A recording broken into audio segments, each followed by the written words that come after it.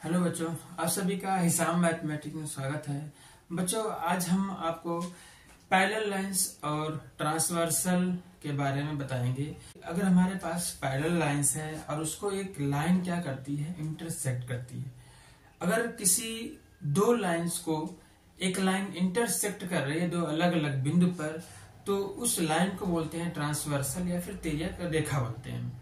यहाँ पर हमें क्या करना है कि समांतर रेखा है, पैरेलल लाइंस है। जैसे मान लेते हैं हमारे पास दो पैरेलल लाइंस हैं, एक ये लाइन है और दूसरी लाइन ये है। इन दोनों लाइनों को हम नाम दे रहे हैं कि एक लाइन जो है एम है, इसको हम लाइन एम कह रहे हैं और इसको कह रहे हैं लाइन एन कह रहे हैं। दो लाइंस है और ये भी कह रहे हैं कि ये दोनों लाइंस क्या है, आपस में पैरेलल है, आपस में समांतर है। इनकी जो बीच की जो परपेंडिकुलर डिस्टेंस है, लंबवत दूरी है, क्या है, सेम है।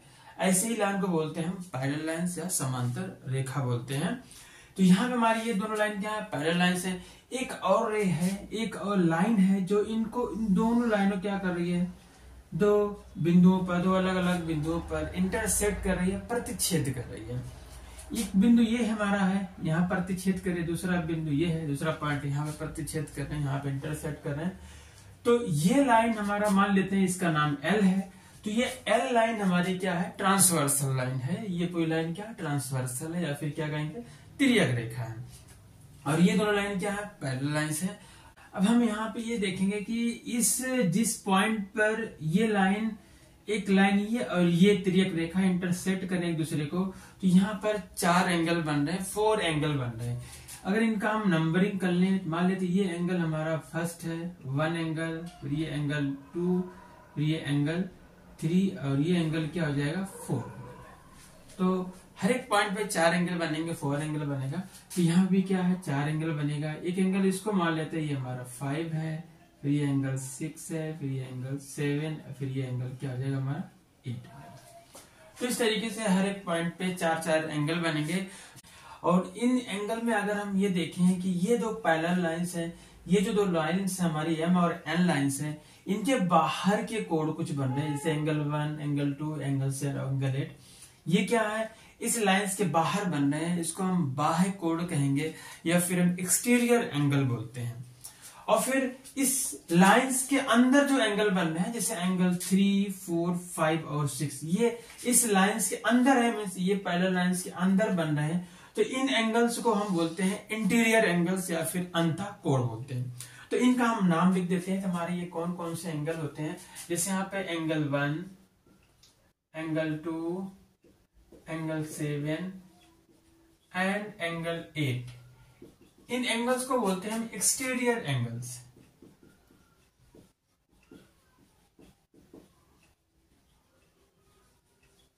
ये एक्सटीरियर एंगल्स हैं या फिर हम कहेंगे बाह्य कोण हैं।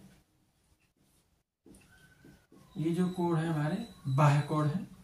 इसी तरीके से ये जो अंदर बन रहे हैं इस पैरेलल लाइंस की या फिर इन दो लाइंस एम और एन के बीच के जो अंदर एंगल बन रहे हैं, कौन कौन से एंगल हैं, ये angle 3, angle 4, angle 5 and angle 6।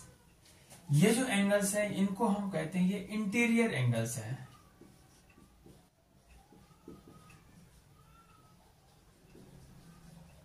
या फिर कहेंगे अंतः कोण है। ठीक है, तो ये दो नाम तो ये हो गया कि जो बाहर के एंगल होते हैं ये बाह्य कोण या फिर एक्सटीरियर एंगल होते हैं, और जो अंदर के कोण होते हैं इनको बोलते हैं इंटीरियर एंगल्स या फिर अंतः कोण बोलते हैं। अब यहाँ पे कुछ पेयर ऑफ एंगल होते हैं, उसके बारे में देख लेते हैं। जैसे हमारा पहला है, पेयर ऑफ एंगल में बात करेंगे तो करेस्पॉन्डिंग एंगल।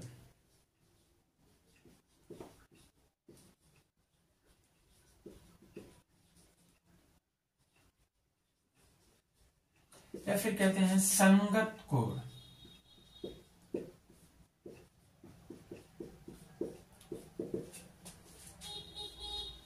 कुछ पेयर हमारे इसमें जो है संगत कोण हैं, करस्पॉन्डिंग एंगल्स हैं। अगर अगर हम ये पहचान करनी है इसमें कि कितने पेयर हमारे करस्पॉन्डिंग एंगल्स और संगत कोण हैं, तो इसकी पहचान के लिए हम सिंपल सा क्या करेंगे कि जो एंगल का जो डायरेक्शन है थोड़ा देख लेंगे। जैसे ये हमारा एक एंगल बन रहा है तो इस डायरेक्शन में एक एरो बना लेंगे, इस तरीके से ये बन गया। तो ये एंगल एक है, इस डायरेक्शन में एक एरो बनाएंगे। सारे एंगल्स के डायरेक्शन में क्या करेंगे, एक एरो बना के फिर चेक करेंगे, ये हो गया। फिर इसी तरीके से ये हमारा 4 एंगल जो है इस तरीके से, चारों एंगल्स हैं, चारों एंगल्स हमने क्या किया, एरो दिखा दिया। इसी तरीके से इसको भी दिखा दें, ये फिर इस डायरेक्शन में एक एंगल बनेगा, ये इस डायरेक्शन में एंगल है, ये डायरेक्शन, फिर ये हो गया, ये भी 4 डायरेक्शन हो गया।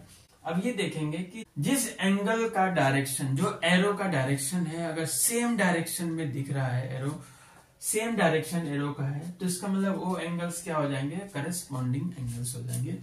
जैसे यहाँ पे अगर हम बात करें, फर्स्ट एंगल देखें, इस सेम डायरेक्शन का एरो यहाँ पे हमें कौन सा दिख रहा है, सेम डायरेक्शन का एरो है एंगल 5। तो इसका मतलब ये हो गया कि एंगल 1 और 5 क्या है हमारे इसमें करस्पॉन्डिंग एंगल्स का एक पेयर है। तो पहला पेयर इसमें क्या है हमारा, इसमें एंगल 1 एंड एंगल 5। तो एक पेयर तो ये हो गया हमारा करस्पॉन्डिंग एंगल्स का। अब दूसरा पेयर इसमें ढूंढना है। इसी तरीके से दूसरा पेयर भी हम देख लेंगे कि जैसे एंगल 2 है, एंगल 2 को देख लेते हैं। इसके डायरेक्शन में हमारा एरो कौन सा है, अगर यहाँ इसका डायरेक्शन देखें कि ये एंगल का डायरेक्शन है, तो सेम डायरेक्शन ये भी है, तो 2 और 6 भी क्या हो जाएंगे, corresponding angles. Angle 2 and angle 6 ये क्या हो गया, हमारे करस्पॉन्डिंग एंगल्स हो गए। 2 पेयर्स आ गया। अभी और भी हैं। तीसरा पेयर हमारा क्या है करस्पॉन्डिंग एंगल्स का, यहाँ पे देखें तो जैसे अगर हम एंगल 4 को देख लें, एंगल 4 देख लें या फिर एंगल 3 देख लें। चलो एंगल 3 देख लेते हैं पहले। इस डायरेक्शन का हमारा एंगल कौन सा है, तो हमारा एंगल 7 है। तो 3 और 7 जो हमारे क्या हो गए, तीसरे पेयर हो गए करस्पॉन्डिंग एंगल्स के, एंगल 3 एंड एंगल 7। ये हो गया, तीसरा पेयर हो गया। फिर चौथा पेयर हमारा क्या है बचा, कौन सा, एंगल 4 और ये एंगल 8। ये क्या हो जाएंगे आपस में, करस्पॉन्डिंग एंगल। तो एंगल 4 एंड एंगल 8 ये हमारे हो गए करस्पॉन्डिंग एंगल्स का पेयर। ये पेयर ऑफ करस्पॉन्डिंग एंगल्स है या फिर संगत कोण के युग में है। जो कितने युग में है, कितने पेयर है, 4 पेयर है, 4 पेयर यहाँ पे बनेगा। तो बच्चों यहाँ पर एक चीज और हम देखते हैं कि जो हमारी जो ट्रांसवर्सल लाइन है, जरूरी नहीं कि 2 पैरेलल लाइंस पर ही हो। अगर पैरेलल लाइंस पे नहीं है तब भी हमारी क्या लाइंस होगी, ट्रांसवर्सल लाइन ही होगी। यहाँ पर हम क्या कंसीडर करके चल रहे हैं कि ये जो 2 लाइनें हैं हमारी एम और एन जो है वो पैरेलल लाइंस है, इस पर ये हमारी क्या तिर्यक रेखा है जो ट्रांसवर्सल लाइन है। तो यहाँ पर अगर हम कह दें कि इफ जो लाइन एम और एन है आपस में क्या है, पैरेलल है। If line M parallel to line N, ये पैरेलल का साइन होता है। मतलब ये है कि एम जो है पैरेलल टू एन, जो हमारी रेखा एम जो है रेखा एन के क्या है, समांतर। हमने ये कंसीडर कर लेते हैं लाइन एम एंड एन क्या है, आपस में पैरेलल लाइन से। अगर ये दोनों लाइन पैरेलल हैं तो इस करस्पॉन्डिंग एंगल के जो पेयर हैं ये आपस में क्या होते हैं, इक्वल होते हैं, सेम एंगल होते हैं। कहने का मतलब ये है कि m और n अगर आपस में पैरेलल है, m पैरेलल टू n मतलब m समांतर है n के, तो जो ये एंगल 1 है हमारा, ये एक पेयर ये पूरा है। एंगल 1 एंड एंगल 5 क्या है, करस्पॉन्डिंग एंगल है, संगत कोण है। तो ये संगत कोण आपस में क्या होते हैं, बराबर होते हैं सभी। तो एंगल 1 जो होगा एंगल 5 के बराबर होगा। मीन्स ये है कि एंगल 1 अगर ये हमारा 70 डिग्री है तो एंगल 5 जो इससे करस्पॉन्डिंग है ये भी कितना होगा, 70 डिग्री ही होगा, सेम एंगल होगा। इसी तरीके से और जो हमारे पास यहाँ पेयर ऑफ करस्पॉन्डिंग एंगल्स हैं जो संगत कोण युग में, वो भी सारे क्या होते हैं, आपस में इक्वल होते हैं। कब इक्वल होंगे, जब ये दोनों लाइनें एम और एन क्या होंगे, आपस में पैरेलल लाइंस होंगी, समांतर होंगी। तो यहाँ पे देखेंगे ये हमारा भी क्या है, पेयर है करस्पॉन्डिंग एंगल का। तो एंगल 2 होगा एंगल 6 के इक्वल हो जाएगा। फिर इसी तरीके से ये जो एंगल 3 है एंगल 7 के बराबर होगा। फिर एंगल 4 भी किसके बराबर होगा, एंगल 8 के बराबर होगा। तो ये करस्पॉन्डिंग एंगल्स का पेयर है जो आपस में इक्वल होगा। पेयर ऑफ एंगल्स के टर्म में हम देखेंगे यहाँ पे हमारा दूसरे टाइप का जो पेयर ऑफ एंगल्स होते हैं यहाँ पे होता है अल्टरनेट इंटीरियर एंगल्स, एकांतर अंतःकोण। एकांतर अंतःकोण पहचानेंगे कैसे, हम ये देखेंगे जो एरो का जो डायरेक्शन है, जो अपोजिट डायरेक्शन में दिखेगा एरो में, वो क्या होगा हमारा अल्टरनेट इंटीरियर एंगल होगा। जैसे ये हमारा है, अगर एंगल 3 की बात करें जस्ट इसके अपोजिट, और इंटीरियर एंगल्स की बात हो रही है, इसके अंदर 4 एंगल्स हैं 3, 4, 5, 6, ये इंटीरियर एंगल्स कहलाएंगे। और इनमें देखना है इसके जस्ट अपोजिट कौन सा डायरेक्शन है एरो का। इस एरो का डायरेक्शन जस्ट अपोजिट है, ये इस डायरेक्शन में, तो इसके जस्ट अपोजिट है।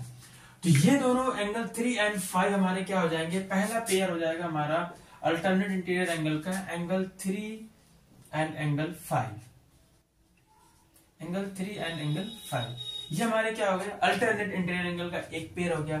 दूसरा पेयर भी यहाँ पे है, दूसरा पेयर क्या होगा जो बचा हुआ है, एंगल 4 और एंगल 6। ये भी दोनों क्या है, अपोजिट डायरेक्शन में है, angle 4 and angle 6, angle 4 and angle 6। ये दोनों एंगल्स जो, ये दो पेयर ऑफ एंगल्स हैं, इनको बोलेंगे अल्टरनेट इंटीरियर एंगल्स या फिर एकांतर अंतः कोण बोलेंगे।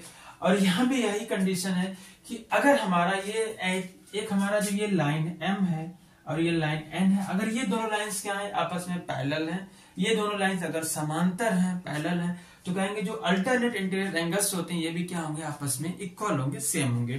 तो यहाँ पर कहेंगे इफ या फिर यदि जो लाइन M है अगर N के पैरेलल है, रेखा M और रेखा N जो है आपस में क्या है, समांतर रेखा है, तब हम कहेंगे कि जो ये एंगल, जो ये पेयर ऑफ एंगल्स हैं अल्टरनेट इंटीरियर एंगल की, ये आपस में एक सेम होंगे। एंगल 3 इक्वल टू एंगल 5 होगा एंड एंगल 4 जो होगा एंगल 6 के बराबर होगा।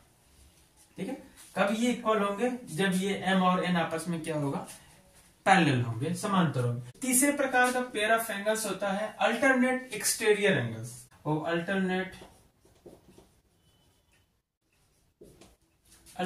एक्सटीरियर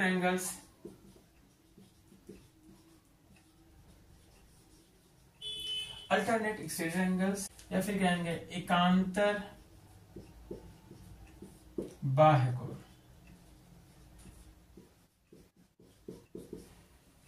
एकांतर बाह्य कोण कौन कौन से होंगे, पहला हमारा पेयर क्या होगा, अगर हम एंगल 1 को देखें, एंगल 1 का डायरेक्शन, एरो का डायरेक्शन ये है, तो इसके अपोजिट डायरेक्शन में ये है, तो एंगल 1 और एंगल 7 दोनों एक्सटीरियर एंगल भी हैं, बाहरी कोण है। तो ये एंगल 1 और एंगल 7 जो है ये क्या है, आपस में एक्सटीरियर एंगल्स है, अल्टरनेट एक्सटीरियर एंगल्स हैं। और फिर हमारे पास जो दूसरा पेयर होगा एंगल 2 और एंगल 8 है, एंगल 2 एंड एंगल 8, ये हो गए हमारे अल्टरनेट एक्सटीरियर एंगल्स। यहाँ भी वही कंडीशन है कि अगर हमारा जो दोनों लाइंस हैं M और N आपस में पैरेलल हैं, आपस में समांतर हैं, तो ये अल्टरनेट एक्सटीरियर एंगल्स भी क्या होंगे, आपस में सेम होंगे, इक्वल होंगे। तो यहाँ पे इस तरीके से कहेंगे जो एंगल 1 होगा वो इक्वल होगा एंगल 7 के, मीन जो अगर एक 30 अंश है दूसरा भी कितना होगा, 30 अंश ही होगा।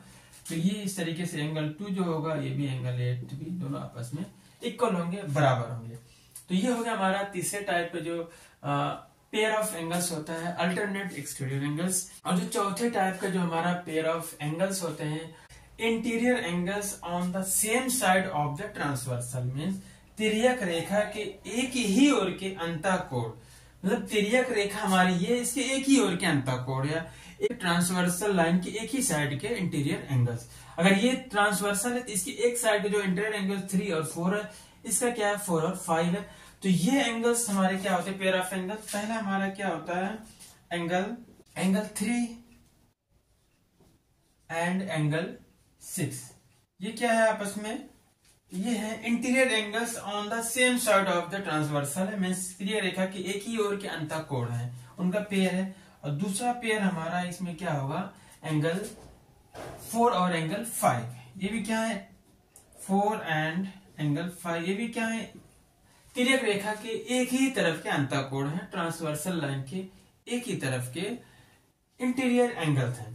ठीक है, और फिर ये कंडीशन होता है कि अगर मान लेते हैं, अगर ये बोला जाए कि ये जो हमारा लाइन M है और लाइन N है आपस में पैरेलल है, तब क्या होगा, कहेंगे if line M parallel to line N, अगर हमारी रेखा M और रेखा N आपस में समांतर हैं, तो क्या होता है यहाँ पे, तो इसके ऊपर जो हमारे पास 3 केसेस थे जो पेयर ऑफ एंगल्स था, वो जब पैरेलल लाइंस होती हैं तो क्या कहते हैं कि आपस में वो एंगल्स क्या होते हैं, इक्वल होते हैं, सेम होते हैं। जबकि यहाँ पे सेम या इक्वल नहीं होते। यहाँ पे क्या होता है, वो सप्लीमेंट्री होते हैं। वो क्या होते हैं, संपूरक कोण होते हैं। मीन्स इन दोनों एंगल्स का जो सम होता है वो 180 डिग्री होता है। कहने का मतलब ये है कि अगर ये एम और एन पैरेलल है तो ये जो interior angles on the same side of the transversal है, ये इन दोनों एंगल का जो सम है, एंगल 3 प्लस एंगल 6 जो होगा वो कितना होगा, 180 डिग्री होगा। मीन्स सप्लीमेंट्री है, संपूरक कोण होंगे। और क्या होगा, एंगल 4 जो होगा और एंगल 5 का जो सम होगा वो होगा 180 डिग्री होगा। तो इस तरीके से ये हमारे पास होते हैं कि कुछ पेयर ऑफ एंगल्स होते हैं। अगर पैरेलल लाइंस या कोई भी लाइंस, अगर एक लाइन क्या करती है, उन दो अलग अलग पॉइंट पर इंटरसेक्ट करती, प्रतिच्छेद करती है, तो 4 टाइप्स के हमारे पेयर ऑफ एंगल्स बनते हैं। इनमें क्या एक्सटीरियर एंगल्स होता है, कौन सा इंटीरियर एंगल्स होता है, ये भी कवर हो चुका है। तो इस तरीके से इसके बेस पे हमारे पास इसमें कई सारे एक्सियोम्स भी हैं और बहुत सारे थ्योरम भी हैं, जिसको हम नेक्स्ट लेक्चर में देखेंगे। ओके बच्चों, have a nice day, take care.